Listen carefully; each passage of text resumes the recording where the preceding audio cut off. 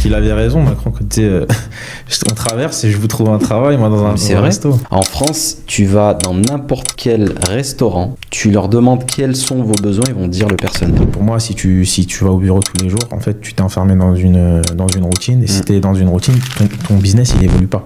Juste hier, je voyais que le Maroc, c'était la destination touristique 2024 africaine, numéro 1. C'est hyper compliqué d'ouvrir un fast-food à la française à Dubaï. Moi, tous ceux que j'ai vus, en tout cas, ils n'ont pas réussi. Ceux qui ont réussi, c'est ceux qui ont fait des gros restos. Quand moi, je suis arrivé à Dubaï, il y avait des rentabilités incroyables. C'est-à-dire que les prix, quand tu achetais de l'immobilier, étaient très bas. Tu avais d'excellentes rentas. Mais déjà, Marrakech, les rentabilités, même aujourd'hui, sont meilleures que celles que je peux voir à Dubaï actuellement. Oui, Sam, merci d'être venu. C'était un peu dernière minute, mais finalement, tu étais à Marrakech. Ça fait un moment qu'on avait discuté de faire un épisode ensemble, donc c'est cool que... Ouais, de base, à Dubaï. Ouais, à Dubaï, normalement. Mais je pensais que tu étais à Dubaï. Du coup, t'as vu que j'étais à Marrakech, tu m'as dit, bah parfait, j'y suis. On fait un épisode, c'est cool. Et ça fait combien de temps que tu es là maintenant? Bah là, ça fait à peu près 4 mois que je suis 4 mois, ok, d'accord. En fait, de base, ça fait 4 ans que je suis à Dubaï. Et depuis ces 4 années-là, je passe, on va dire, une partie de l'année à Marrakech. Ok. Au Maroc en général, mais plus à Marrakech. Et tu sais, l'été à Dubaï, quand c'est compliqué, on vient au Maroc ou on va en Europe. Moi, je viens au Maroc, mais pas forcément à Marrakech, parce que l'été, c'est aussi compliqué à Marrakech, il fait très chaud. Donc, plus dans le nord, où je suis originaire. T'étais d'où? À Oujda. Ok. Ouais.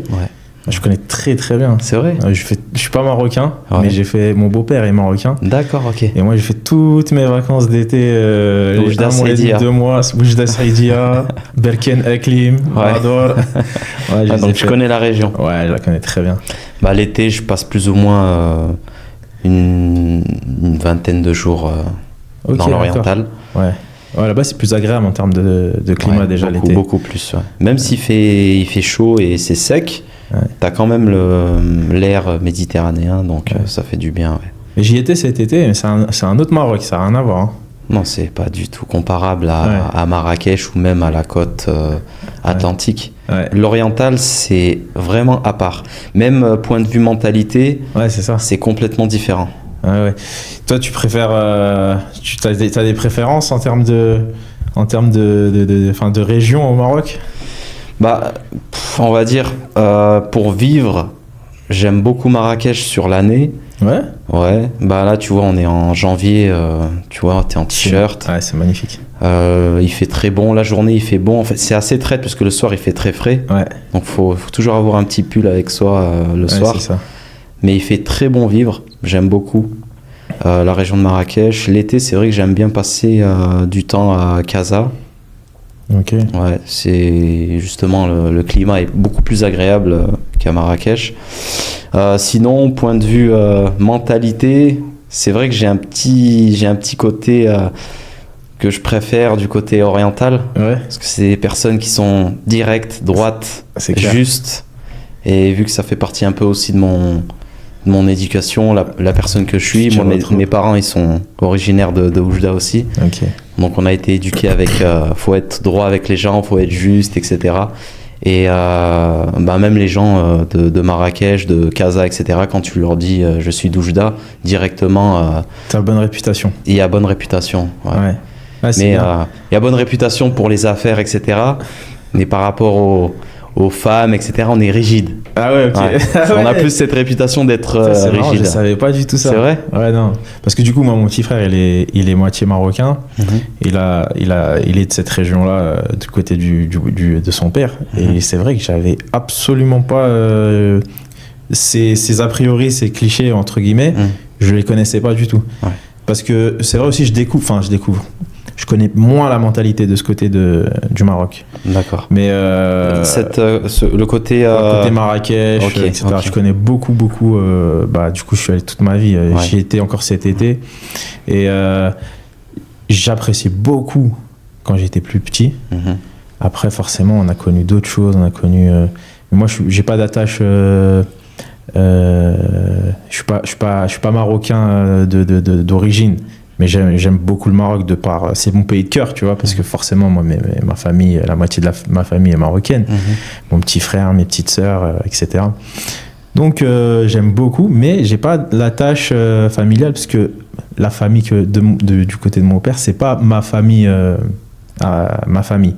Donc quand je les vois, c'est toujours beaucoup de plaisir, etc. C'est pas pareil. Et du coup, quand je suis arrivé au Maroc, du côté que j'ai découvert Marrakech, etc., ça m'a vraiment surpris. Je me suis dit, c'est vrai, effectivement, c'est totalement différent. Donc pour même te dire, je connais plus le Maroc que l'Algérie. Je suis allé que 2 fois en Algérie. Je fais partie de ces traîtres, comme vous dites. Maintenant, on m'appelle le Marocain. De moi, côté Algérie, il m'appelle le Marocain. Côté Maroc, il m'appelle l'Algérien. Mais bon, c'est toujours avec beaucoup de bienveillance. Mais alors, du coup, toi, tu t'es installé ici à Marrakech. C'est quoi? C'est le business, enfin, installé entre guillemets, parce que c'est vrai qu'aujourd'hui, que ce soit des entrepreneurs comme toi ou moi, on a la chance de pouvoir un peu voguer un peu là où le vent nous guide. Mais c'est quoi qui t'a convaincu sur Marrakech? Bah, si tu veux, déjà merci de m'avoir invité. Avec plaisir. C'est vrai que c'est la première, ça fait bizarre d'être de l'autre côté. Ouais, c'est vrai. J'ai plus l'habitude d'interviewer les gens à travers ma chaîne, mais là excuse-moi, déjà, je t'ai même pas présenté. Et je t'ai même pas demandé de te présenter. Bah, on va commencer peut-être par ça. Ouais, allez, très bien. Allez. Bah, moi, c'est Wiss. J'ai 32 ans, entrepreneur depuis une quatorzaine d'années. J'ai commencé dans le domaine de la restauration et ensuite j'ai fait énormément de choses, on pourra en parler, mais j'ai fait beaucoup de choses et c'est vrai que c'est un exercice assez difficile pour moi aujourd'hui parce que même à travers mes réseaux sociaux, je me suis jamais bien présenté. Ah ouais? Ouais. C'est volontaire? C'est pas volontaire parce que j'avais plus l'habitude justement de mettre en lumière des personnes et c'est vrai qu'à travers les commentaires YouTube que j'ai sur ma chaîne, on me demande souvent mais toi, présente-toi, est-ce que tu peux nous dire plus sur toi, etc. Et j'ai eu d'ailleurs énormément de demandes d'interviews ces 2 derniers mois et j'avais pour projet, j'avais beaucoup de travail et tout, j'avais pour projet année 2025 de faire quelques ITV à travers d'autres chaînes comme la tienne et toi t'es le premier là aujourd'hui à qui je réponds aux questions. Honoré, c'est vrai qu'on se fait tous je pense qu'on est tous plus ou moins tombés sur tes vidéos. Moi je regarde énormément ton podcast, je trouve très très très intéressant et comme tu es entrepreneur aussi, et je me dis mais ça fait tout sens également de te recevoir et de voir un peu ton parcours parce qu'en plus tu as fait beaucoup de choses. Je regardais ce que tu faisais, donc en plus dans des domaines très différents aussi. Et ça, c'est pas souvent, tu vois, on a des entrepreneurs qui sont entrepreneurs, mais dans un domaine précis. Et si tu les sors un peu du domaine, typiquement, moi, tu vois, je sais que j'ai toujours travaillé dans le même domaine. Et je sais pas comment je pourrais m'adapter dans d'autres domaines. Mais toi, alors vraiment, t'es passé de la restauration. Je sais que tu as une agence d'influence, de personal branding, où tu es notamment les entrepreneurs à build leur personal brand. Je crois que tu t'étais dans une agence de création 3D, si je dis pas de bêtises. Exactement, on a eu un studio aussi où on crée des mondes virtuels pour des entreprises. Et donc pizzeria, Dark Kitchen. À Dubaï, on a ouvert une cuisine. Une cuisine avec un associé à moi qui est dans le domaine de l'e-commerce.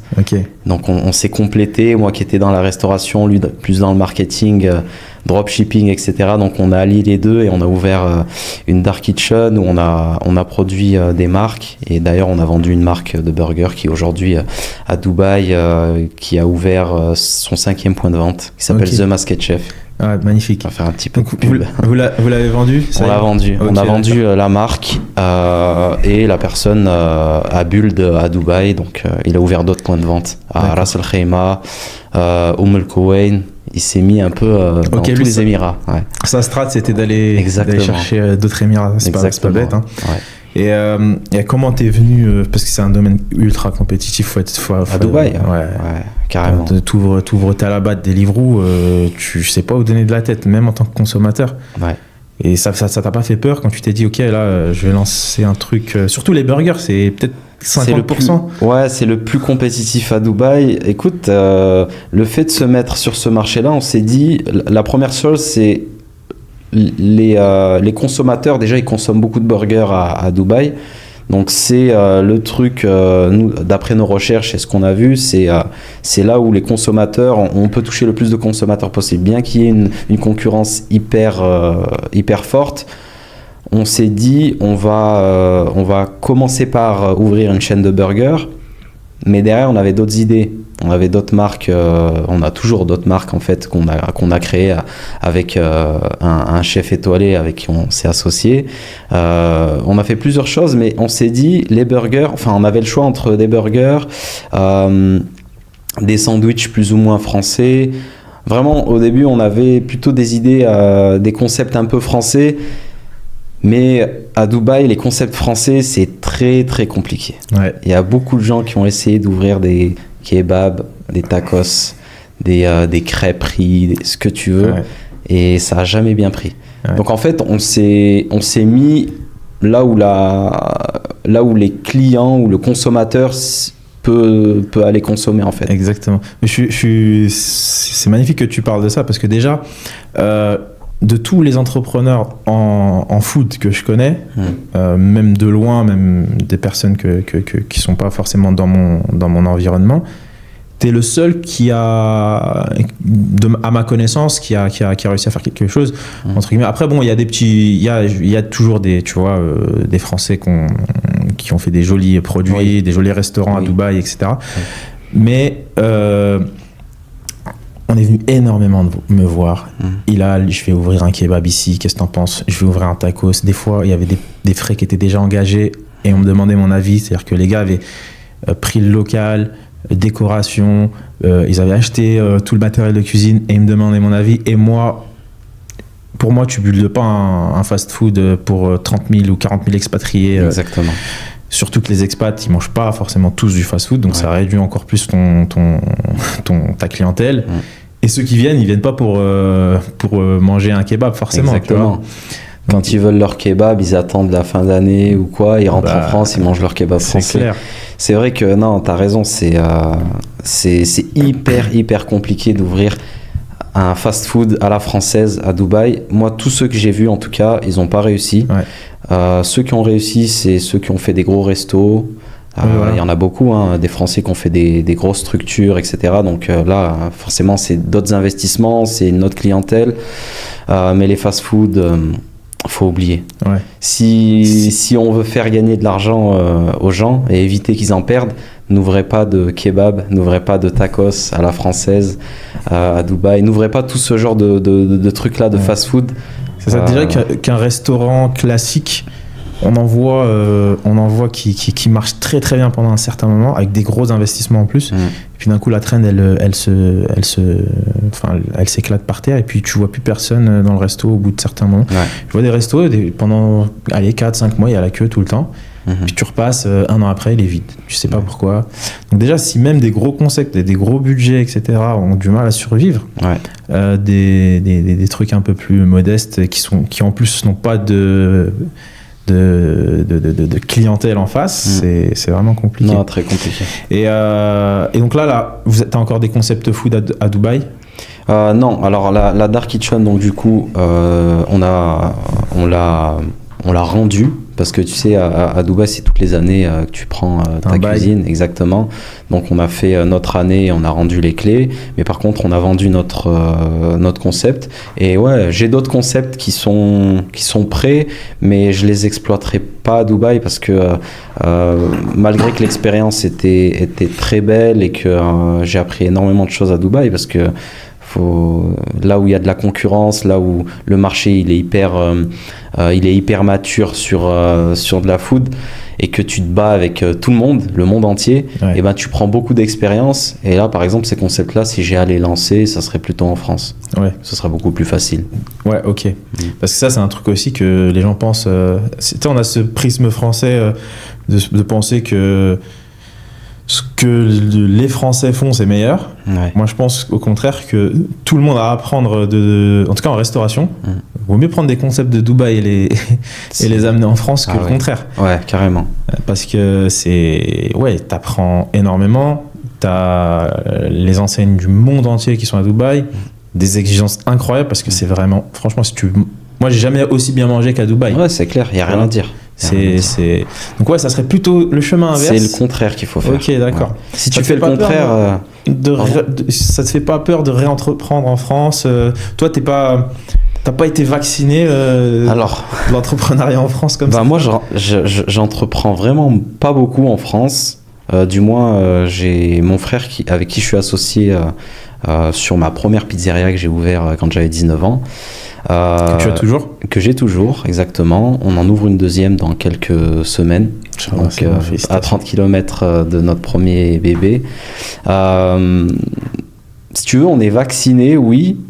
Mais d'un côté, il y a quand même des choses à faire en France. Faut pas non plus cracher sur la soupe, tu vois. Ouais, non, c'est clair. Et surtout, en France, c'est là où on connaît le mieux le marché. On sait comment il va répondre. Avec l'expérience qu'on a, etc., c'est beaucoup plus facile pour nous de se lancer en France que, par exemple, se lancer au Maroc ou se lancer à Dubaï. Ouais. Ça, c'est clair. Pour avoir une structure, une pizzeria, etc. Là, on connaît tout, les concurrents, on sait ce qui se fait. Le marketing, on sait exactement ce qu'il faut faire. Les fournisseurs de qualité, exactement. etc. L'hygiène, c'est des choses que vous connaissez. Exactement, ouais, exactement. C'est beaucoup plus facile de dupliquer un restaurant. Là, du coup, on duplique notre pizzeria à 30 km. On sait exactement ce qu'il faut faire. On a vraiment tout prêt. Donc, il y a juste la gestion de personnel qui est compliquée. Trouver plus compliqué en France qu'à Dubaï, tu penses? Ouais. En France, c'est beaucoup plus compliqué de trouver. Alors que c'est plus cher. C'est plus cher. Les personnes compétentes, franchement... C'est quoi le problème? C'est les compétences, le sérieux? Qu'est-ce qui selon toi pose le plus gros problème? En fait, il n'y a pas personne qui veut travailler dans la restauration. Incroyable. Ouais. Donc il avait raison, Macron, quand il disait on traverse et je vous trouve un travail, moi, dans un resto. C'est vrai. En France, tu vas dans n'importe quel restaurant, tu leur demandes quels sont vos besoins, ils vont te dire le personnel. Ouais, c'est fou. Personnel, qui dit personnel, c'est un personnel qui reste sans trop de turnover. Ouais, moi, si j'ai un membre de ma team, de notre team à notre pizzeria qui reste plus d'1 an, franchement, c'est les confettis. Hein. Un an, c'est vraiment le max, quoi. Ouais, c'est le grand max. Des fois, c'est 3 mois, des fois, c'est 2 mois.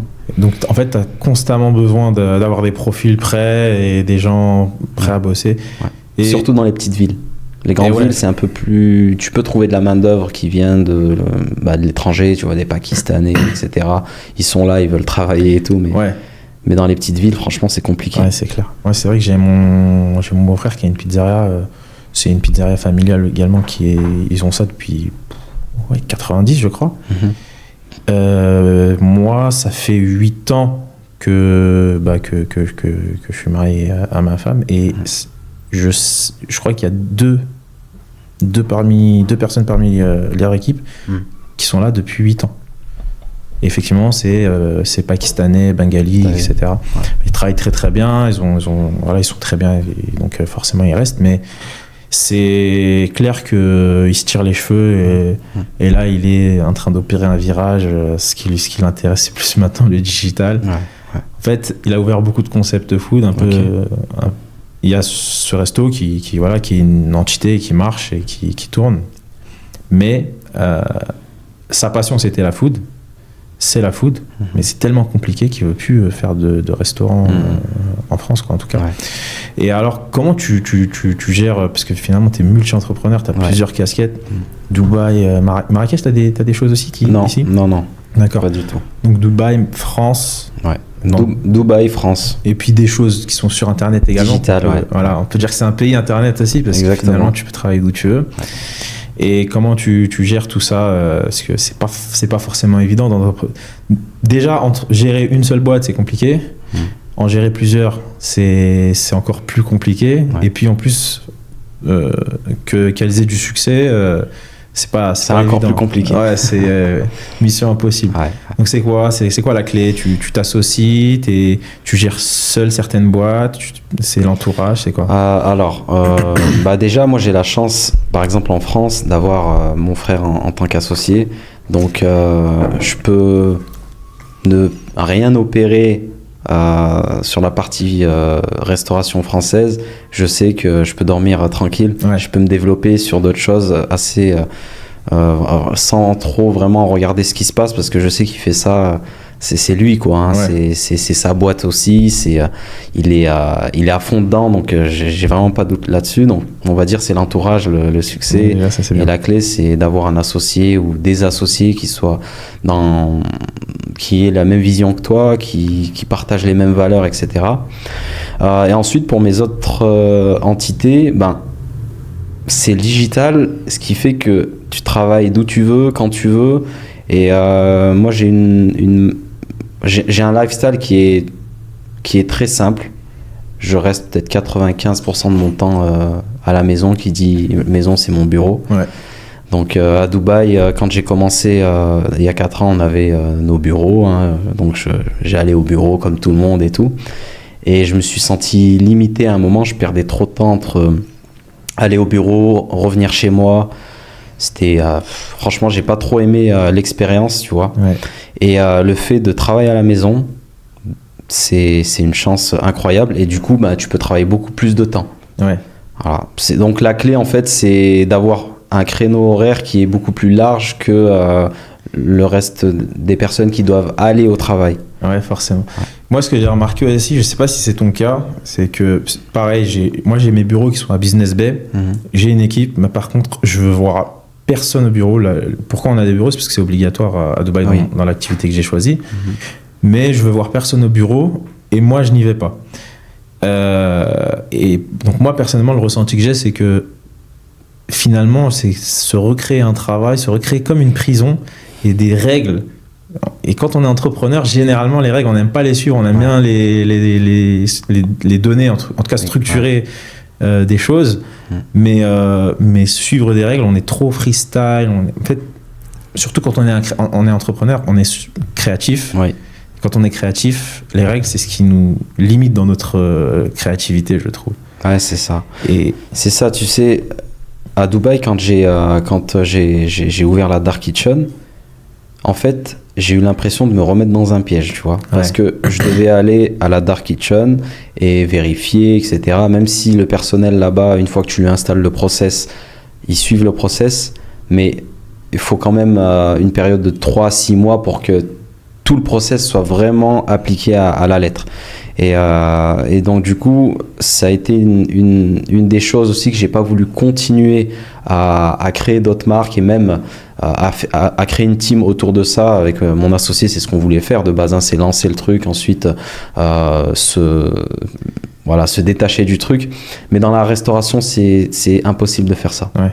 C'est T'as besoin impossible. d'avoir un contrôle T'es constant. obligé d'avoir un contrôle constant, surtout être là la première année. C'est le strict minimum, c'est d'être là tous les jours la première année. Et là, en fait, si tu veux, les 4 premiers mois, j'y allais tous les jours.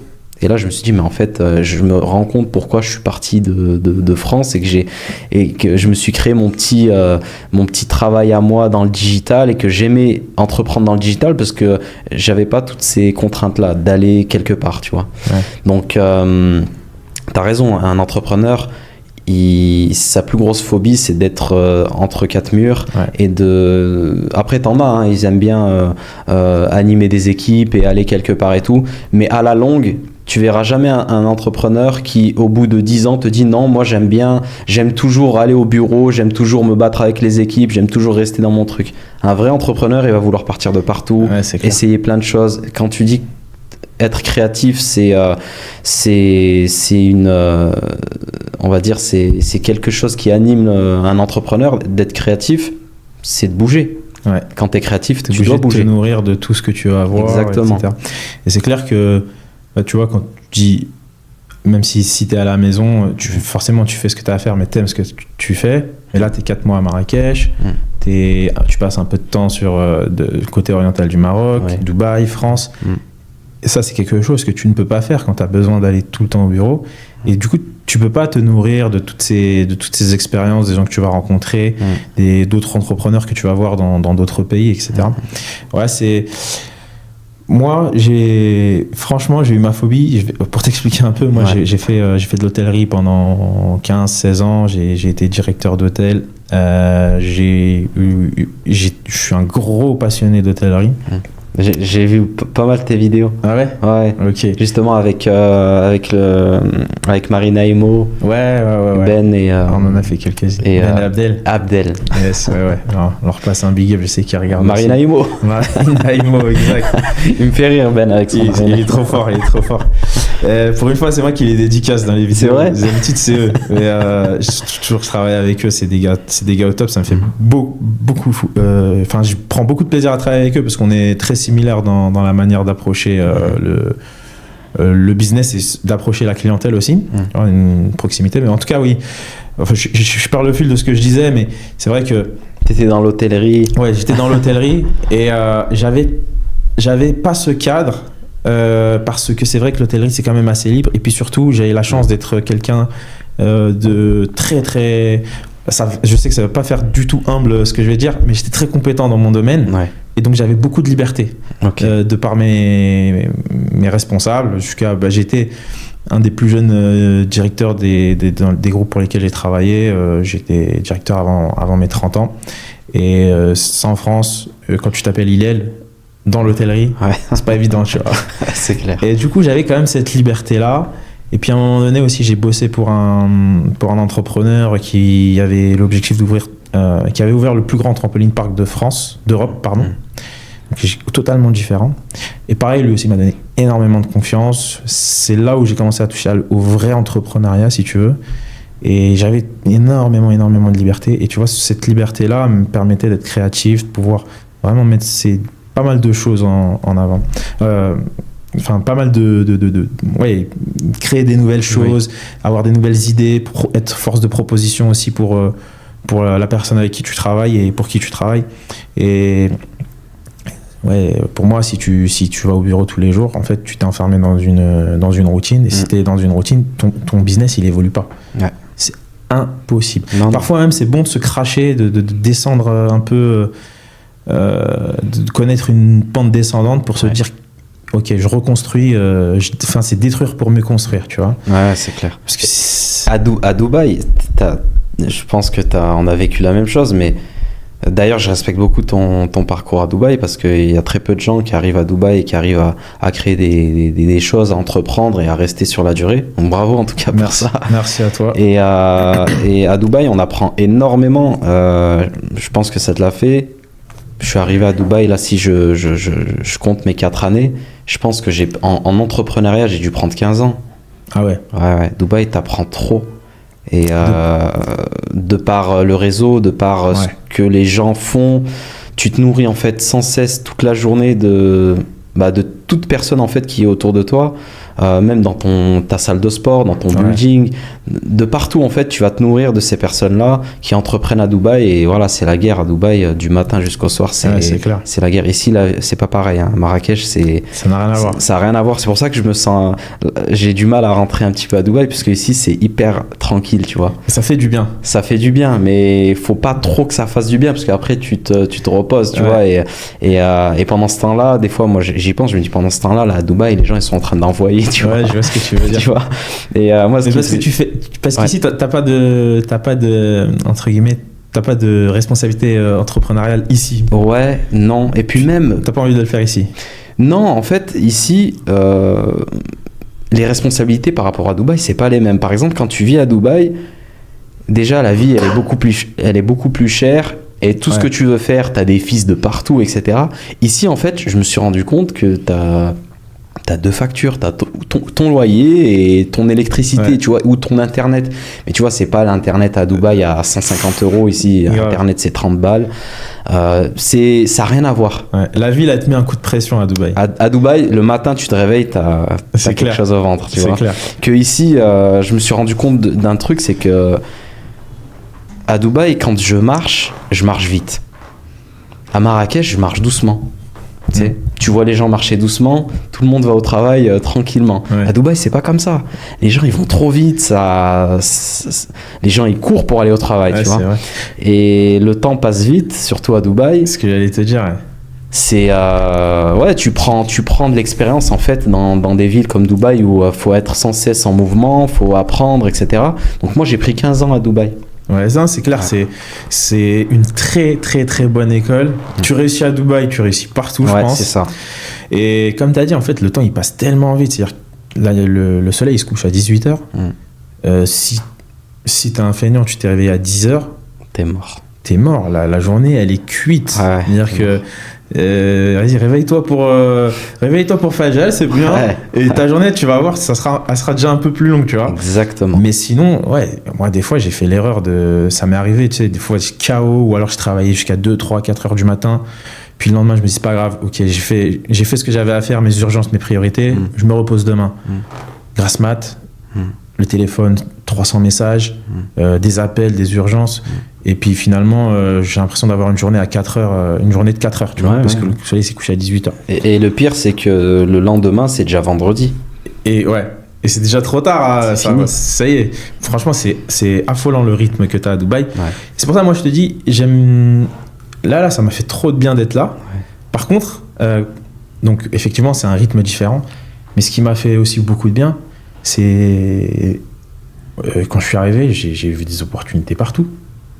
Franchement, ça fait 3 jours que je suis là. Après, c'est dans mon domaine, certes, mais je me suis dit, mais c'est fou. Il y a un boulevard ici, en termes de business, en termes de...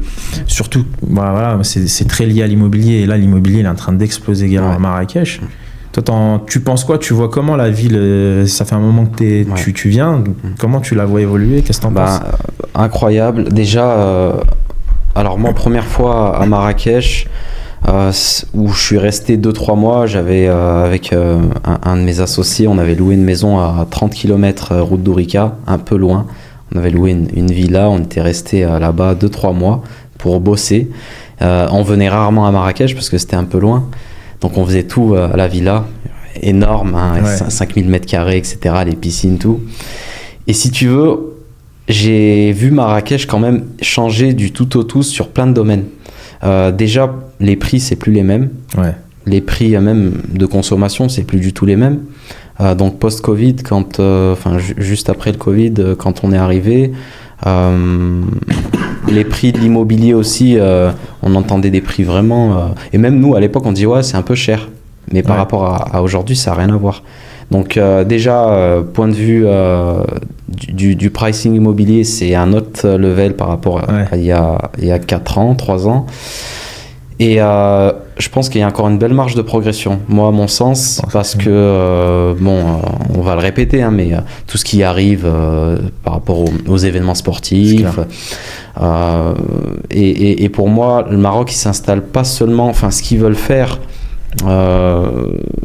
tu sais, contrairement à d'autres pays où il y a des ressources naturelles, etc., le Maroc, c'est un peu comme Dubaï en réalité, c'est qu'ils ont besoin d'investisseurs étrangers pour développer le pays.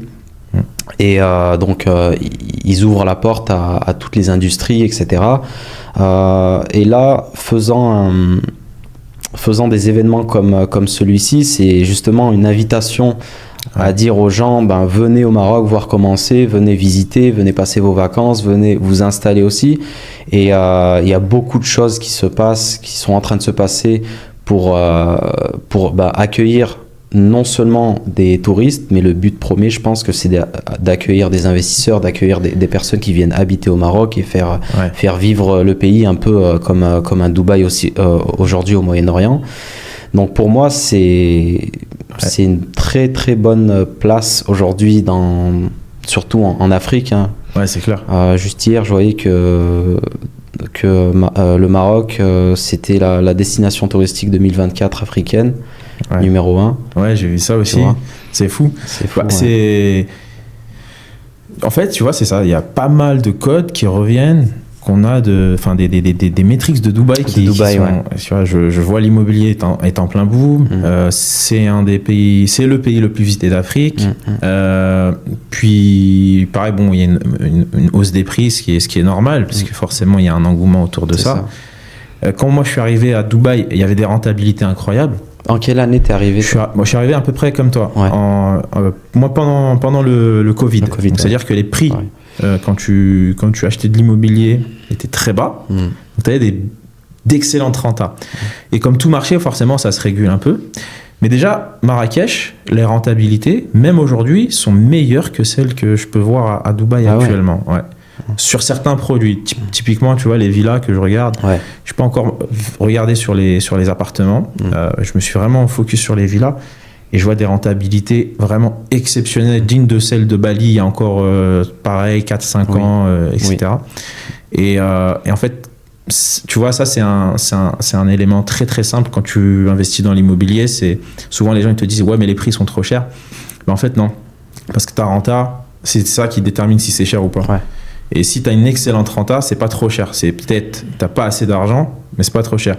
Et si tu compares au marché avant, parce que effectivement c'était de 100 000 ou, enfin, je vais parler en pourcentage, c'était 30 ou 40% moins cher. Bah, si les rentabilités étaient 30 ou 50% moins élevées, donc oui, peut-être. Aujourd'hui, à l'époque, c'était pas cher.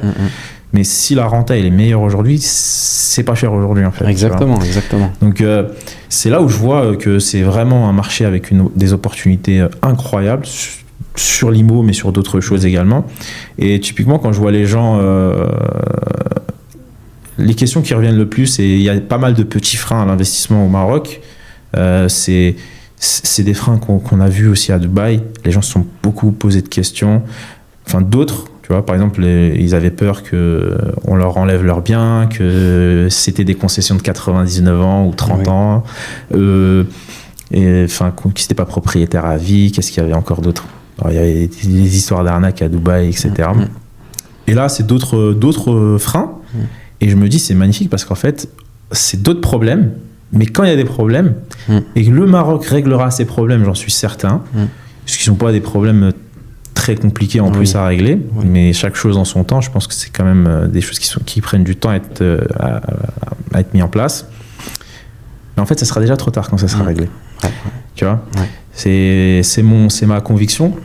Donc c'est pour ça que quand je me suis venu ici, je me suis dit, mais c'est fou en fait, vraiment, j'ai l'impression d'être à Dubaï il y a 4 ans. Ouais, ça, exactement, Dubaï 2021.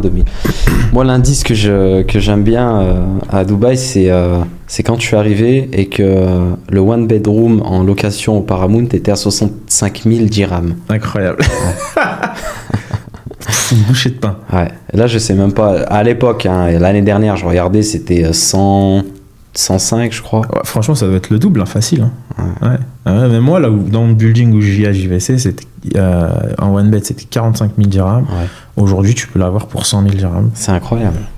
Je sais qu'il y en a qui sont loués à 100 000 dirhams. Tu vois. C'est dingue. C'est fou.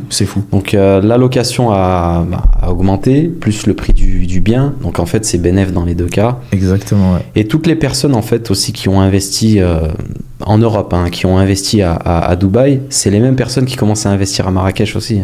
Ouais. Ah oui. Bah, tu vois, moi, dans mon domaine, en fait, pourquoi je suis à Marrakech, c'est parce que c'est mes clients qui n'arrêtent pas de me prendre la tête. Quand est-ce que tu viens à Marrakech? À un moment donné, j'avais pas du tout l'envie de venir. J'étais très bien à Dubaï. Pas que j'aime pas Marrakech, j'aime beaucoup Marrakech, mais je suis très bien à Dubaï. Et à un moment donné, t'écoutes ton client, tu vois. Et c'est comme quand on a ouvert la société d'ameublement. C'est parce qu'au bout de la 40e, 50e demande, on dit, attends, on a une clientèle, on va leur offrir le produit. Exactement. Et c'est pareil pour Marrakech. Moi, j'ai mes clients qui me disent, Hilal,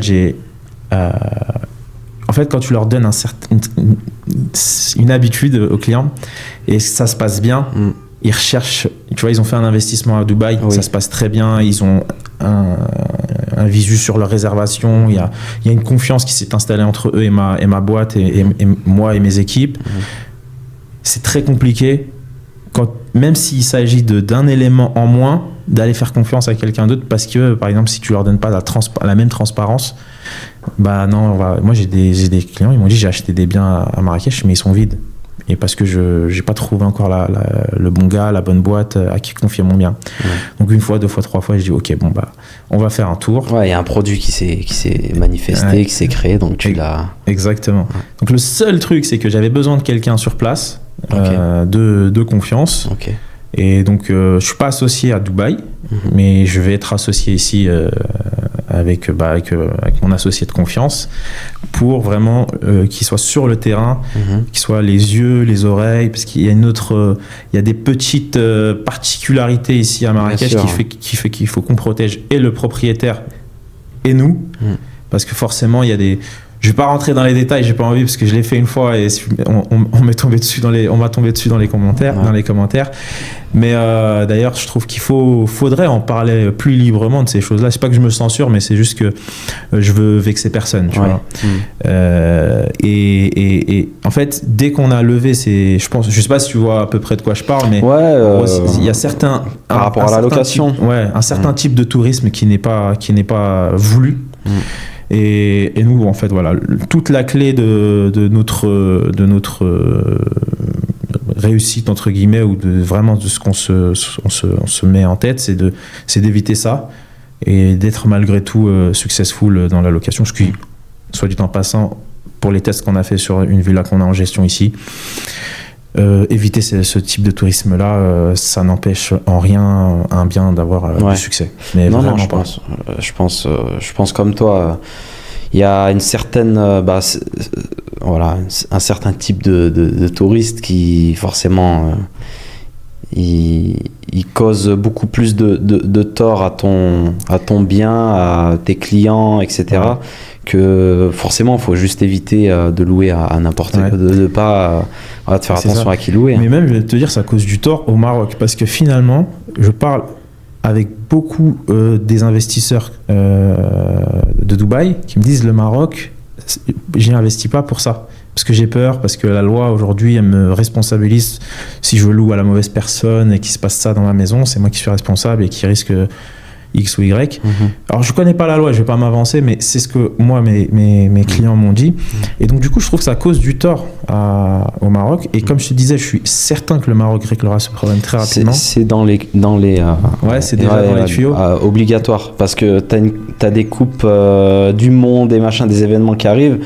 Donc c'est une obligation. Après, pour ma part, je pense que vaut mieux que ce soit réglé, et je pense que ça sera réglé, et que ça sera réglé plutôt avec les grosses firmes comme Airbnb. Donc je pense qu'il y aura un truc avec eux, voilà. Et aussi de taxer en bonne et due forme les choses et tout, pour que tout le monde ait ses responsabilités et ses redevances, on va dire, à payer. Mais c'est obligé. Et même la loi et les propositions de loi qu'on voit ces dernières semaines, ces derniers mois, elles tendent vers une ouverture pour que ces choses-là se règlent, en fait. D'accord. Voilà. Ok. Voilà, si on peut parler, par exemple, des lois qui sont des propositions de loi qui sont mises par rapport au mariage, etc. Machin. Voilà, on voit bien qu'il y a une dynamique pour régler certains genres de problèmes, et je pense que c'est un peu une obligation pour ouvrir complètement un pays à accueillir du monde. C'est un peu comme Dubaï, et c'est un pays de base. Dubaï, il y a 10 ans de ça, il y avait des trucs qui étaient impossibles à faire, tu pouvais pas habiter avec tu pouvais pas amener une fille à la maison, etc. Il y a 2 ans, la loi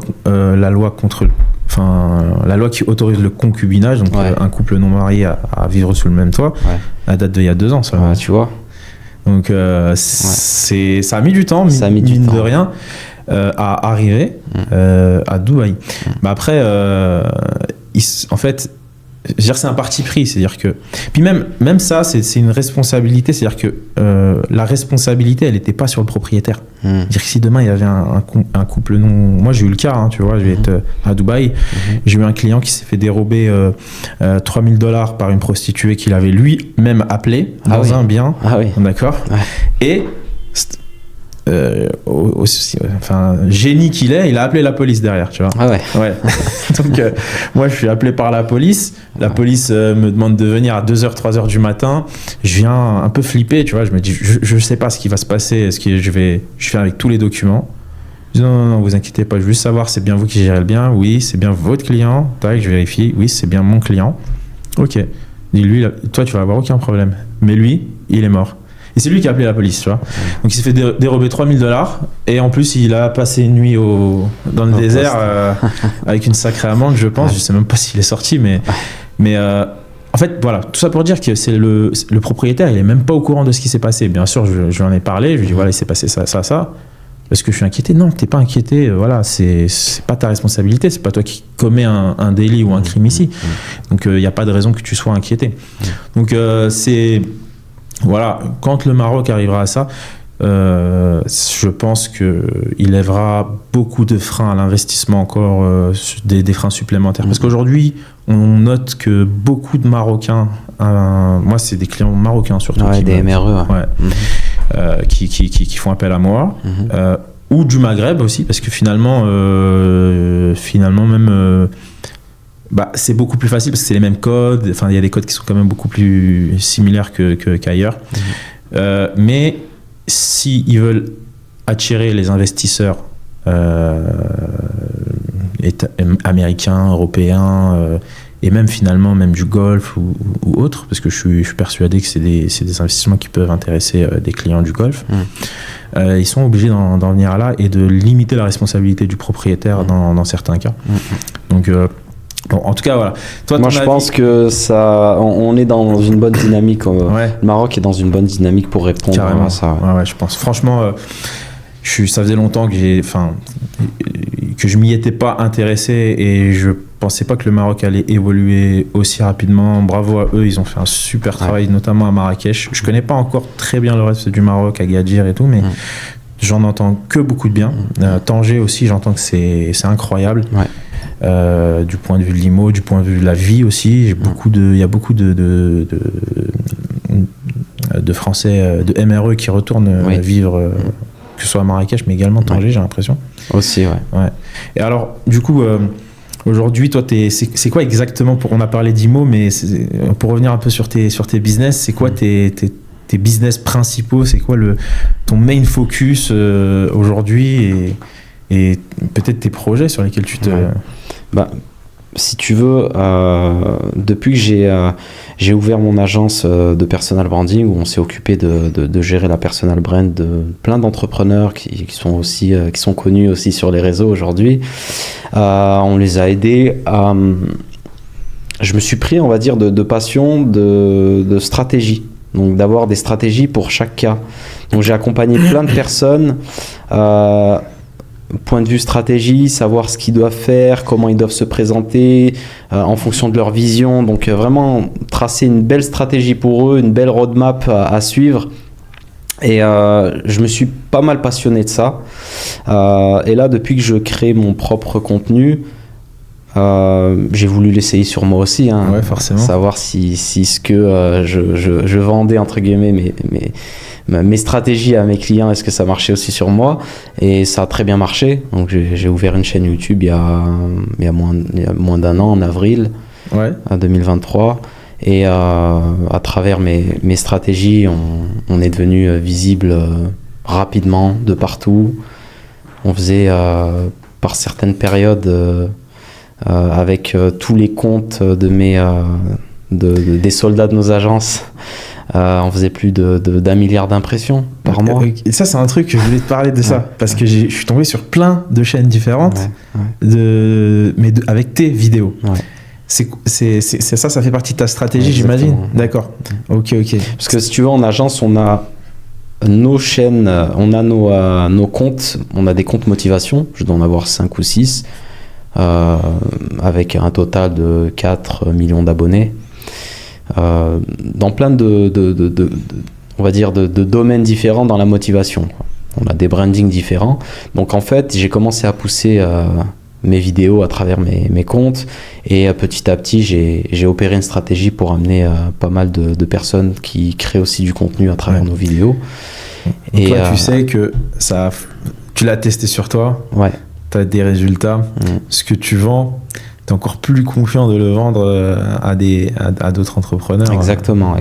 Beaucoup plus facile. Après, ce qui est contre-productif aujourd'hui, c'est que j'ai plein de gens qui me demandent de les accompagner pour faire vraiment les mêmes chiffres, etc. Et en fait, j'ai plus le temps. Ah oui. Parce que je m'occupe tellement de mon contenu et j'ai eu d'autres projets aussi qui se sont ajoutés par la suite. Mes clients que j'avais avant et que j'ai et que je veux pas là, je veux garder. Clients. Exactement, j'ai quelques clients avec qui on travaille. En fait, j'ai un modèle un peu différent des agences qui offrent une prestation à un tel prix et puis voilà. Non, moi je travaille vraiment différemment.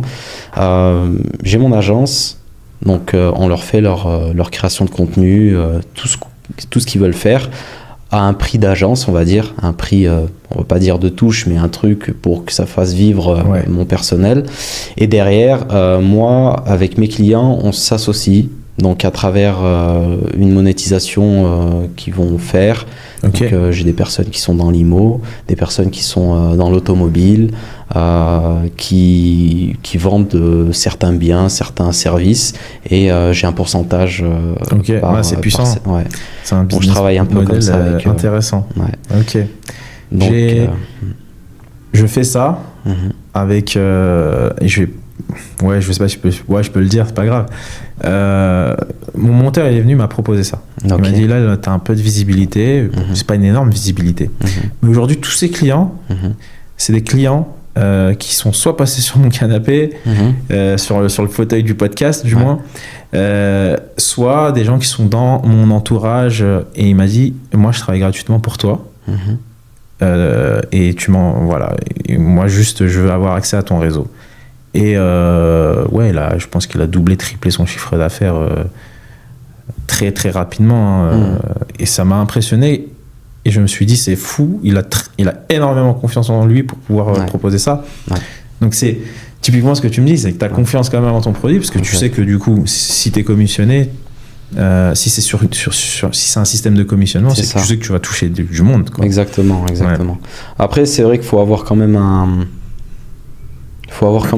un peu d'affinité avec la personne, parce que voilà, faut que ça se passe bien, parce que tu peux pas tout contrôler, les ventes de la personne, tu vois. Donc faut avoir au moins une proximité, au moins qui soit, on va dire, de confiance, au moins sur le travail, quoi. Ouais, c'est clair. Ça c'est le plus compliqué aujourd'hui quand tu travailles sur du entre guillemets en tant qu'apporteur d'affaires. Exactement. Donc c'est ce qui, on va dire, c'est mon activité, ça a été mon activité depuis ces 3 dernières années. En amont, j'ai fait la Dark Kitchen, et je suis sur d'autres sujets de SaaS. Je crée des SaaS. Dans des domaines food particuliers, où tu peux en parler peut-être ? Un dans un domaine food, et un dans le domaine du recrutement. Ok. Ouais. Et qu'est-ce qui t'amène là aujourd'hui? C'est-à-dire, là, je pense que Dark Kitchen, la dernière, elle t'a un peu vacciné. Tu t'es dit là, c'est trop. Et du coup, tu t'intéresses plus au digital de plus en plus, c'est ça? Ouais, je me suis intéressé au digital depuis 2020. Même avant, parce que j'ai commencé à faire de l'e-commerce en 2018. J'ai vendu des trottinettes électriques en France par l'intermédiaire d'Amazon. J'étais d'ailleurs le premier à vendre des trottinettes, les City Coco. Je sais pas si tu vois ce que c'est, les genres de grosses trottinettes qui sont en location dans les plages et tout. D'accord. Donc j'étais le premier à faire l'affiche sur Amazon avec le code barre, etc. Je me suis tracassé la tête pour rentrer le produit dans leur base de données. Ça a été une belle expérience, surtout que en fait, je vendais une trottinette par semaine et je me disais, mais en fait, c'est quasi de l'automatisme et j'avais rien d'autre à faire. Le transporteur, il vient, il prend sa trottinette et ça va chez le client ou chez Amazon.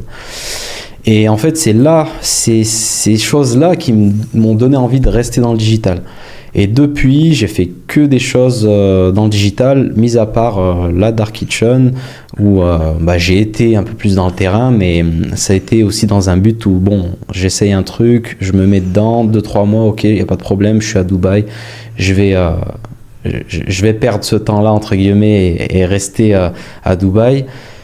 Mais derrière, ça a toujours été le digital. Là, aujourd'hui, tu ne me verras pas dans d'autres business que le digital. Ok. Ouais, là, c'est vraiment ou que digitaliser des choses dans le physique. Parce que vu que j'ai fait les deux, d'ailleurs, mes SaaS que je crée, c'est pour aussi un peu plus digitaliser des business classiques. Des business classiques, Ouais. physiques, et permettre d'automatiser certaines tâches et avoir en fait toutes les problématiques que j'ai eues moi dans mes business. Ben, dans le SaaS, Ouais, dans les SaaS forcément. que je crée, je veux supprimer la main-d'œuvre un peu plus. Et voilà, c'est ce que je Et fais. t'as senti que ça t'a défocus ton expérience avec la Dark Kitchen de tes autres Oui. business? Oui. Ouais. Oui, parce que c'est une charge mentale d'avoir un point physique quelque part. Et c'est une charge mentale en fait de Ouais, savoir qu'il y a forcément. un truc qui tourne et qu'il faut que tu sois là-bas pour que ça tourne. Ouais. C'est la grosse charge mentale. Tu spends toute ton énergie sur ton truc, même s'il te rapporte pas beaucoup au début. Mhm. Mais moi, c'est hors de question. Maintenant, le temps, tu le priorises. Voilà, ça fait 14 ans qu'on fait du business. Maintenant, tu n'as plus envie de vendre ton temps à 10 € de l'heure comme tu le Oui. vendais au début quand tu avais 19 ans, où tu travaillais dans ta pizzeria de 6 h du matin jusqu'à minuit. En faisant toutes les tâches. Donc, Ouais. chercher tes courses du matin, faire ta préparation, vendre tes pizzas, nettoyer, préparer ton service du soir. Et, Ouais. voilà. Et Ouais. ça, quand je comptais à l'époque, bah, c'est comme si je touchais 8-10 € par heure, même des fois moins. Hein. Parce que Ouais, quand le lundi... tu fais tellement d'heures finalement. Bah oui, le lundi, tu t'occupes de la paperasse et tout. Tu as toujours des trucs en tête. Donc, au final, aujourd'hui, c'est des choses que je peux plus faire avec mon temps. Je l'estime beaucoup plus que quand j'avais 19 ans. Ouais, c'est clair. Le digital, ça a vraiment transformé toutes les façons de travailler, de voir les choses, d'entreprendre. Exactement. Et même Ouais, je suis assez d'accord. ton rapport à entrer du cash, c'est plus le même. Ouais, c'est clair. Tu vois ? Oui. Ouais, forcément. C'est plus du tout le même. Ouais, c'est un levier absolument incroyable. Ouais. Que ce soit en termes de cash et en termes de temps également, parce que finalement tu gagnes beaucoup de temps. Moi je suis un peu en hybride sur mon business, Oui. parce que c'est les deux, même si moi j'ai tendance à dire que c'est un business digital que moi je fais, Oui. et que toute la partie physique je l'ai déléguée à mes équipes ou à des prestataires externes. Tu vois, tout ce qui est ménage, maintenance dans les appartements, ce genre de choses là. Moi j'ai un suivi digital de tout ça. Ok. Mais je ne mets pas, ou très rarement, bon, quand je suis à Dubaï, bien évidemment, j'aime bien voir les produits. Il n'y a pas un bien que je gère que je n'ai pas vu, tu vois, on en a 120, 130, je ne sais plus exactement. Je veux tous les connaître par cœur, je veux savoir, tu vois, ce qui se passe, etc. Parce qu'on n'est jamais à l'abri. Je travaille avec une équipe réduite, et puis on n'est jamais à l'abri de changer. Je ne veux pas être dépourvu le jour où... Mais je n'ai pas cette obligation d'y être. C'est vraiment la puissance du process qui fait que qui fait que ça fonctionne. Et donc c'est un business digital. Moi je le vois comme un business digital avec un produit physique. Donc c'est comme si tu me disais, voilà, quand tu vendais tes trottinettes, finalement toi la trottinette elle passe jamais vraiment entre tes mains finalement. Ouais, c'est exactement ça. Et ton produit, le fait que tu sois ici à Marrakech, ça prouve que c'est un business digital. Même mes premiers voyages, ils m'ont énormément aidé. Ouais.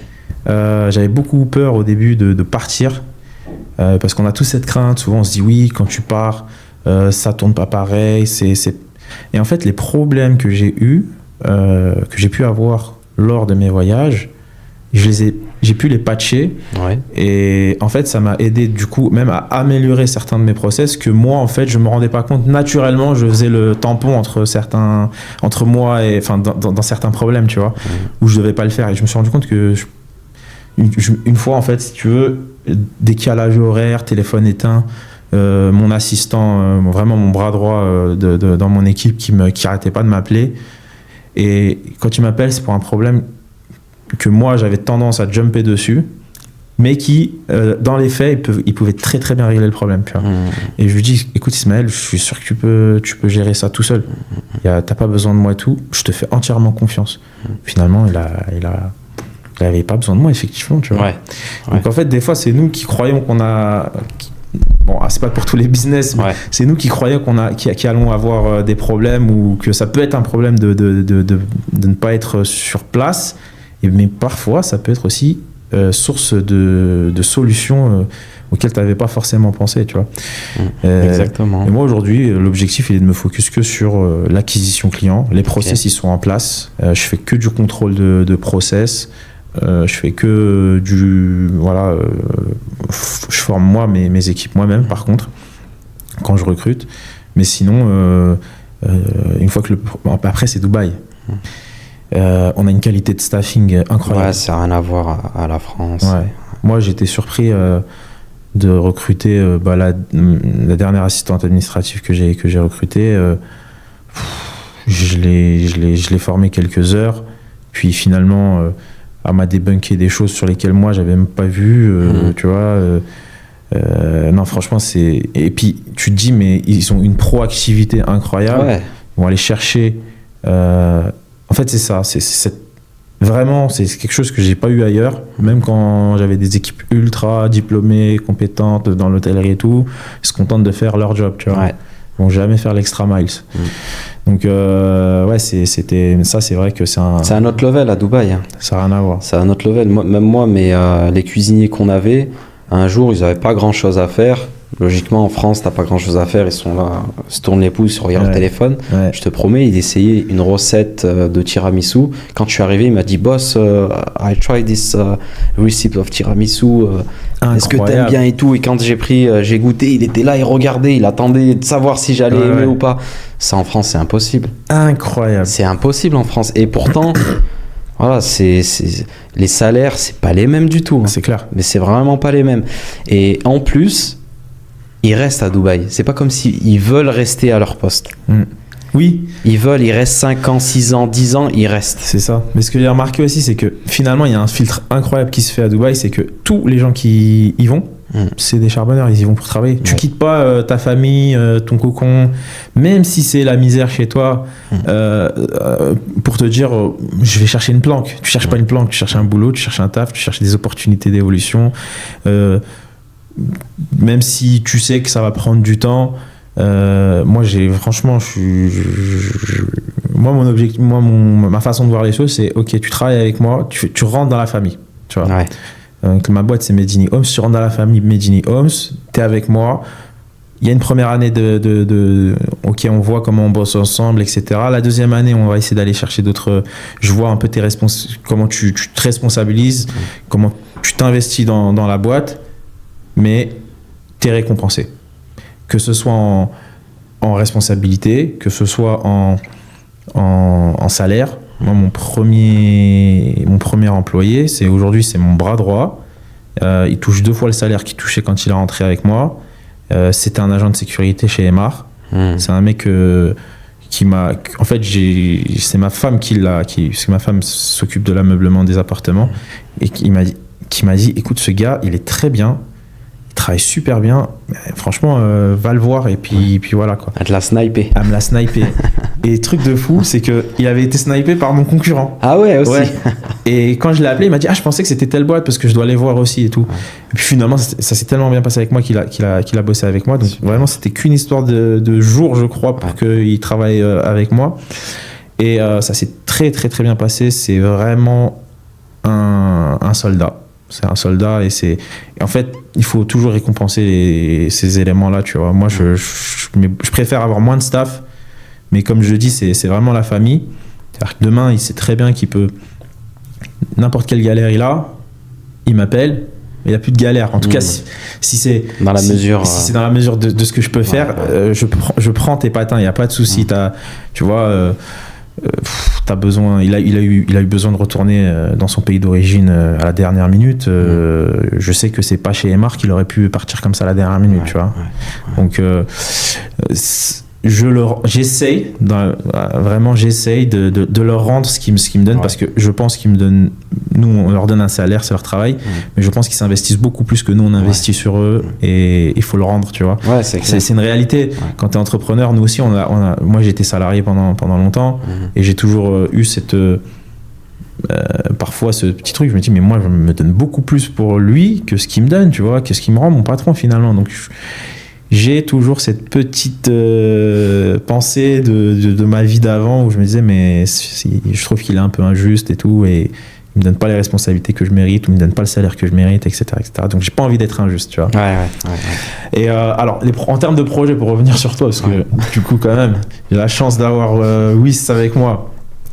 Déjà, je vais revenir parce que t'as quand même ton podcast. Ouais. Voilà, ça. Donc, je pense que on a ouvert notre chaîne quasiment en même temps.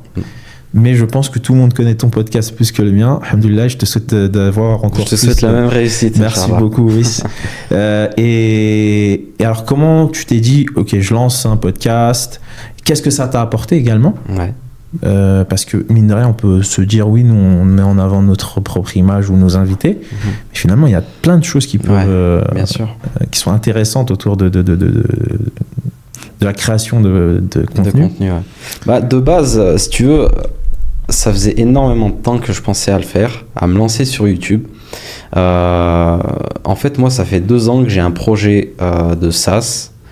Et je savais que c'était par l'intermédiaire de mon propre contenu, niché dans la restauration, parce que c'est mon domaine de prédilection, que j'allais, dans la foulée, dans le futur, pouvoir vendre les services de mon SaaS. Donc de base, la création de ma chaîne YouTube, c'était pour ça. Ok.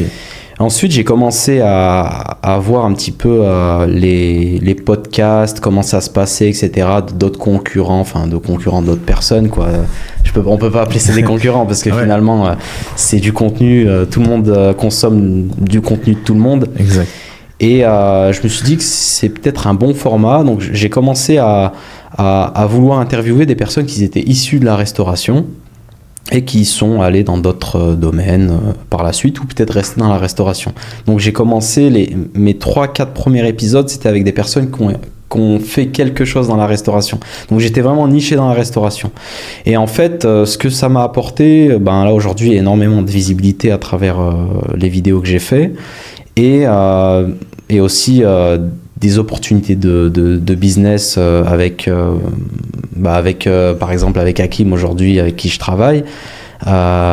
Et si tu veux, forcément, la ligne éditoriale de mon podcast, elle s'est un peu plus tournée sur, en général, l'entrepreneuriat, en général le business, mais quand même toujours avec ce souci d'inviter des personnes qui ont fait des business physiques, des business dans le terrain, et pas seulement que du business digital, parce que aujourd'hui la connotation du business digital, elle est un peu flouée. Les gens ils pensent que c'est de la vente de formation, du trading, dropshipping, etc. Donc la connotation de business digital en France aujourd'hui, du moins, elle est un peu évaluée en mode c'est du vendeur de rêve, tu vois. Ouais, c'est ça.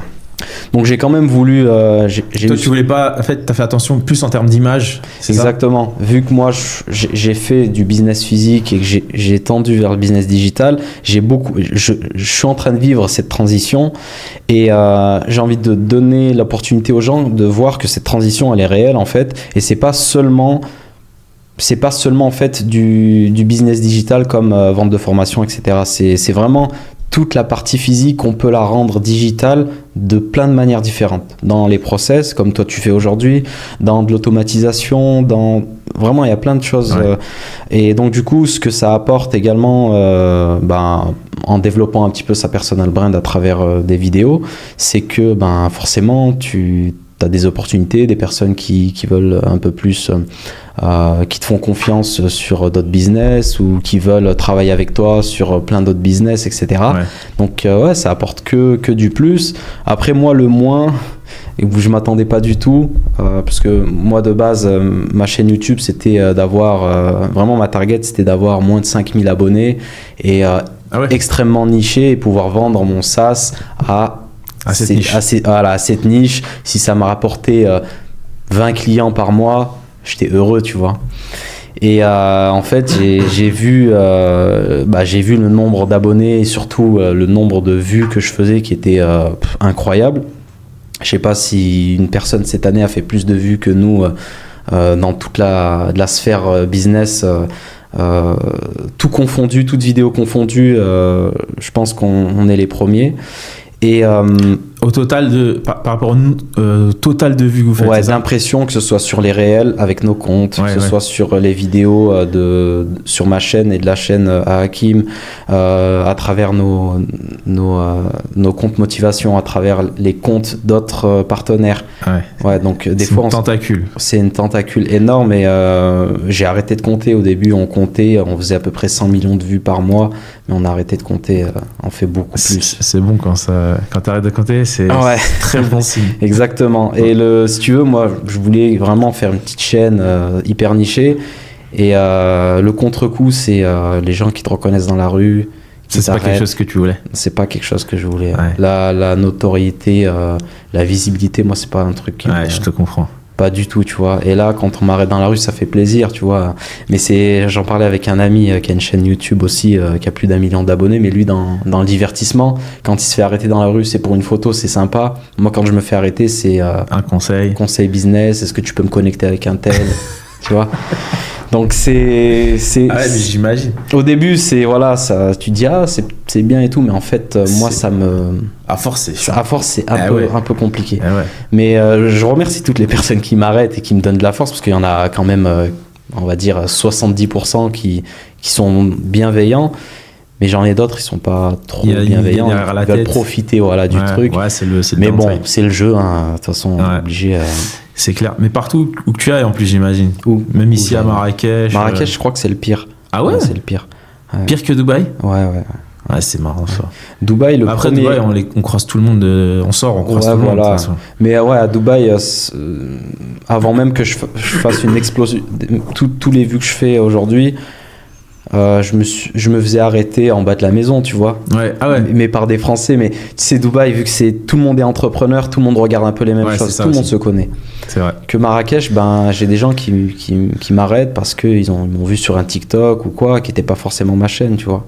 Et qui me disent, je t'ai vu sur TikTok, mais c'est quoi ton nom, tu vois. Ah oui, forcément, ils s'intéressent. Ils sont tombés un peu par hasard sur le contenu parce qu'il est viral. Exactement. Sans savoir réellement qui est derrière c'est ça. Tout ça. Je vois ce que tu fais des vidéos, mais tu fais quoi exactement, tu vois. Moi, ça, c'est un truc, tu vois, à mon petit niveau, forcément, mais alors moi, personne m'arrête. Bon, ça m'est arrivé 1 ou 2 fois, tu vois, à Dubaï, mais c'était des clients qui voulaient des infos sur tu penses quoi de quel quartier, nanani. Mais le truc qui est très récurrent, par contre, c'est pareil, comme tu as dit, on me contacte beaucoup sur Instagram pour me dire, ok, j'ai une opportunité de business, etc. Des fois, ça peut être intéressant, mais honnêtement, la plupart du temps, c'est des gens qui t'envoient un message, qui disent, j'ai une opportunité de business, faut qu'on se voit, viens, on va prendre un café. C'est ça. Mais si je prends un café avec tous les gens qui t'envoient des messages, je fais que de prendre des cafés. C'est ça. Donc, à la limite, pourquoi pas, hein, si vous voulez en parler, mais parlez, dites-nous ce que vous voulez directement, en fait. Soyez catchy. Sinon, honnêtement, regarde, j'ai eu le cas là, c'est 2 associés, les 2 m'ont contacté, il y en a un, il m'a donné envie de le rencontrer, l'autre m'a pas donné envie de le rencontrer. C'est dingue. Tu vois. Et je lui dis, désolé, écoute, en fait, sur le message, je lui explique, je lui dis, si tu veux bien me dire avant qu'on se voit de quoi il s'agit, et puis il n'y a pas de souci, on peut en parler. L'autre, il était un peu plus technique, il m'a parlé, j'aime bien ce que tu fais, blablabla, nanana. Écoute, moi aussi je fais ça, on est dans le même domaine, et du coup on s'est rencontrés ici à Marrakech. Incroyable. L'approche est différente. Il m'a dit, mon associé t'a contacté, mais tu l'as envoyé chez. Et finalement, c'était que l'approche, tu vois. Ouais, c'est exactement ça. Honnêtement, alors moi, comme je t'ai dit, c'est un autre niveau. Et moi, c'est même pas tant le nombre de demandes qui me prend du temps, c'est juste que forcément, on a d'autres choses. Bien sûr. On est entrepreneur, c'est-à-dire que déjà la création de contenu, c'est des choses qui prennent du temps, mais nos business, ça prend 80% du temps qu'on peut allouer à quelque chose d'autre que dormir, tu vois. Ouais, c'est clair. Donc, et puis même les gens ne s'en rendent pas compte. Franchement, on doit recevoir une centaine de messages par jour. Ouais, mais j'imagine que ton podcast avec, les vidéos que tu as tournées avec Hakim, surtout, ça a dû être quelque chose de... En plus, on l'a revu d'un coup comme ça, Hakim. La dernière fois qu'on l'a vu, c'était sur M6. Et d'un coup, il revient comme ça. Et il est sur ton podcast. Vous faites beaucoup de vidéos. Et je pense... tout le monde, tout entrepreneur connaît Hakim parce qu'on a tous regardé. Avant, il n'y avait pas YouTube. On a tous regardé ses vidéos. Il a été de la même manière que Oussama a pu être Oussama Hamar a pu être un moteur pour certains. Ouais. Pour les rebeux, clairement, de banlieue, il y avait personne. Un jour, on voit un mec qui nous ressemble, qui monte un truc de ouf. Ouais. Je dis, mais voilà, là, on a nos modèles. Donc, tous ces gars-là, j'imagine qu'ils ont dû finalement aujourd'hui, parce qu'ils s'y connaissent, Hakim, c'est qu'ils soit ils sont entrepreneurs, soit ils s'intéressent à l'entrepreneuriat. Et du coup, passer par toi pour pouvoir atteindre. Ouais, ça, j'en ai beaucoup. Ouais. Ouais, c'est affreux. Ça, c'est. Mais tu le vois direct. T'en as, ils viennent par intérêt. Tu sens direct que. Surtout, moi, ce qui est marrant, c'est que vu qu'on a des mails partagés, donc on voit un peu. Tu vois la tournure. Exactement. Donc des fois, c'est marrant. Et tu vois qu'un gars, il l'a contacté. Après, il me contacte moi, tu vois. Ah oui. Donc quand t'arrives pas à passer par t'arrives pas à passer par le boss, tu passes par ah ouais. Bah c'est tout à votre honneur. Exactement. C'est faut essayer de toute façon. De toute façon, sinon vous seriez pas ça serait pas des bons entrepreneurs. Exact. S'ils essayaient pas, s'il y avait pas un peu de culot, etc. Et puis je pense honnêtement. Je crois qu'on a tous essayé à un moment donné de faire ce genre de choses là avec succès ou pas. Il faut effectivement. C'est juste chiant pour celui qui va le subir. Ouais. Mais quand tu le fais bien, tu le fais bien de la bonne manière, exactement. Comme tu l'as si bien dit, tu as deux personnes différentes, une qui te le fait d'une manière beaucoup plus peut-être qui te convient le mieux, et l'autre un peu moins bien. Bah forcément, quand tu testes et que ça marche. Ouais. Ouais, puis même pour nous, voilà, bon, il y a des inconvénients, mais finalement, tu vois, il y a des opportunités qu'on n'aurait pas pu avoir, auxquelles on n'aurait pas eu accès, si ces gens-là ne nous contactaient pas. Donc c'est vraiment bénéfique aussi. Voilà. C'est quoi, je vais te dire, parce qu'en fait, je me rappelle d'un commentaire que j'ai eu, et le gars, il m'a pourri, et il m'a parlé de toi dans les commentaires en plus. Ah ouais? Ouais. Il m'a dit, t'es un copieur. T'es un suceur de whiz. Je dis, mais qu'est-ce qu'il raconte? Tu sais quoi? Tu fais ce qu'il fait, tout et tout. Et c'est pour ça que je sais qu'on a lancé notre chaîne ensemble en même temps, parce que. Mais je crois que toi, avant même. Un petit peu avant. Ouais, parce que j'ai vu tes podcasts, ton premier épisode, je crois, avec Abdel. Ouais. Mais vraiment, c'était le même mois ou un mois avant. Vraiment, c'était à peu de choses près, quoi. Mais. Ouais, tu vois, bon là je vais spoil, enfin non je spoil pas parce que l'épisode est déjà sorti, mais je te le dis, j'ai un épisode avec Mamadou Sakho juste avant, qui sera diffusé avant celui-ci.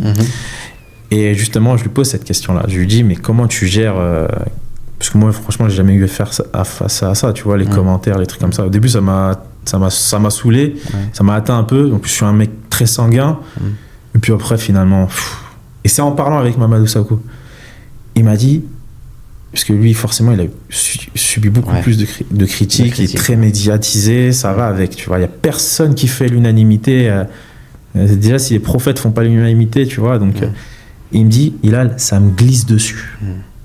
Tu vois, ça me glisse dessus, j'en ai rien à faire. Il n'était pas là avec moi quand je dormais dans une tente que j'avais pas d'appartement, rien. Donc, je les considère pas aussi aujourd'hui, tu vois. Et je trouvais ça tellement puissant, je me dis mais c'est juste ça en fait, faut pas les considérer. Faut même pas, même moi les premiers. Après moi j'ai quand même un peu de chance, c'est que j'ai beaucoup de commentaires bienveillants. Il y en a quelques-uns, c'est des haters, mais franchement c'est... Tu calcules pas? Ouais, sur ma chaîne en tout cas, j'ai pas beaucoup d'haters. Après c'est clair que sur les chaînes satellites etc, il y en a forcément, mais je calcule même plus.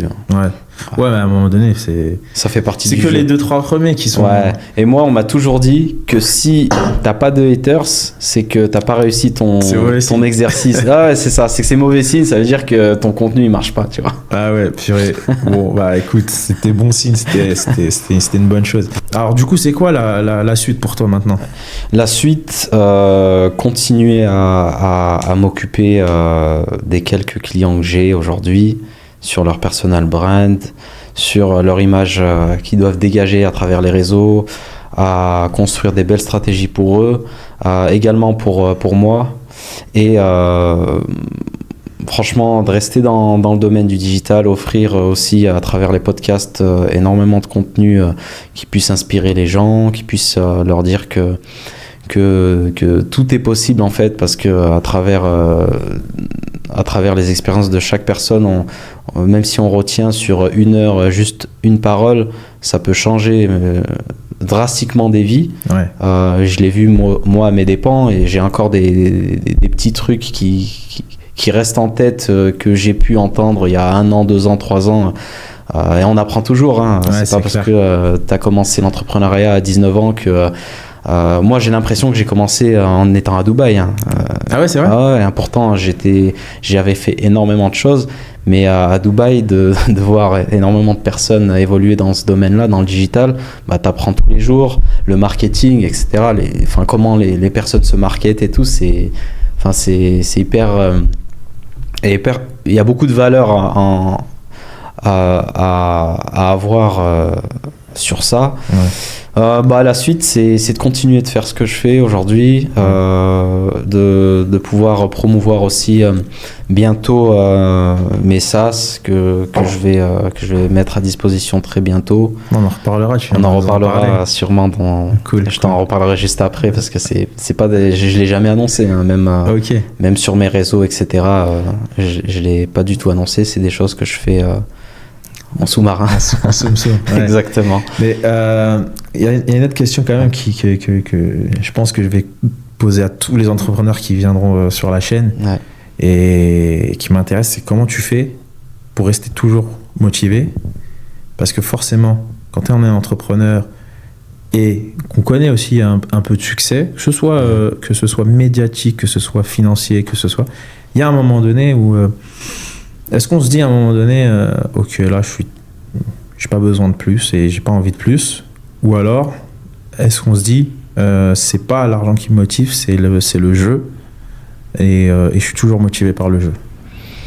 Bah moi, ce qui me motive chaque jour, c'est, si tu veux, j'ai eu 2 périodes dans ma vie. La première, c'est justement le jeu de toujours aller plus haut. Quand tu fais 10, tu veux faire 20, quand tu fais 20, tu fais 30, etc. Après, à un moment, tu te rends compte que, en fait, tu peux être à l'équilibre avec ton lifestyle. Si t'es pas trop un mec qui sort, etc., ça va. Avec les investissements que tu fais, etc., tu peux te sécuriser. Et la deuxième partie de ma vie, je pense que c'est à partir du moment où tu réfléchis à fonder une famille, et justement à vouloir sécuriser les tiens. Et ça, c'est un truc qui doit arriver dans ta vie pour te remotiver. C'est un vrai moteur. C'est un vrai moteur, parce que moi, si tu veux, jusqu'à on va dire, pas si longtemps, ok, j'ai on va dire, une target de lifestyle qui est comme ça. Si je rentre temps, ça va, et puis voilà, je vis comme ça. Ouais. Mais à partir d'un moment, tu te dis, j'ai besoin d'autre chose pour te motiver, parce que moi, j'ai toujours fonctionné à travers les expériences que j'ai eues dans le passé, avec mon père, en l'occurrence, qui était tombé malade. Donc, en fait, je vivais que par son bien-être. Et je me retrouve aujourd'hui à vouloir vivre à travers le bien-être de mes proches.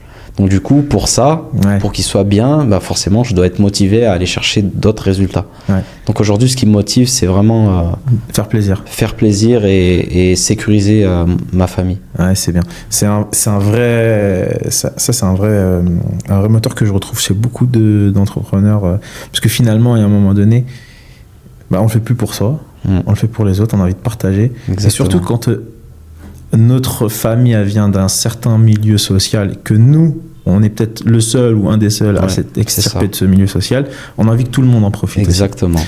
Donc c'est une très très bonne motivation, je te rejoins aussi, moi c'est un peu la même chose me concernant. Wissam, merci beaucoup, il y avait tellement d'autres choses à dire, à aborder, on a plus de temps, on a déjà bien dépassé.